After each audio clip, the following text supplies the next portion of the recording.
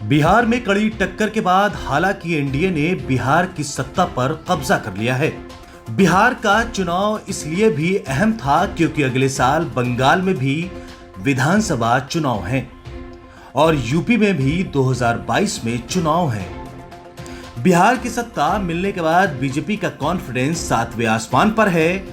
वहीं बीजेपी 5 के पंच से बंगाल का चुनाव जीतने की तैयारी में है। बीजेपी ने बंगाल चुनाव के राज्य में अपने संगठन को 5 जोन में बांटा और 5 बड़े नेताओं को इसका इंचार्ज बना दिया है। पश्चिम बंगाल में अगले साल होने वाले चुनाव के लिए बीजेपी की तैयारियों का ये एक और कदम है जिसके जरिए पार्टी राज्य में अपनी स्थिति की समीक्षा करेगी और जरूरत पड़ने पर और भी बड़े फैसले ले सकती है। इसके अलावा बीजेपी के राष्ट्रीय महासचिव दुष्यंत गौतम को कोलकाता जोन का प्रभारी बनाया गया है।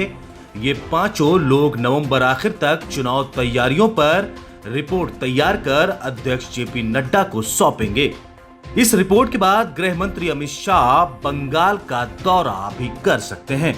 पश्चिम बंगाल में अगले साल विधानसभा चुनाव है। इस राज्य में विधानसभा चुनाव की 294 सीटें हैं। वर्तमान में यहां तृणमूल कांग्रेस की सरकार है और ममता बनर्जी मुख्यमंत्री हैं।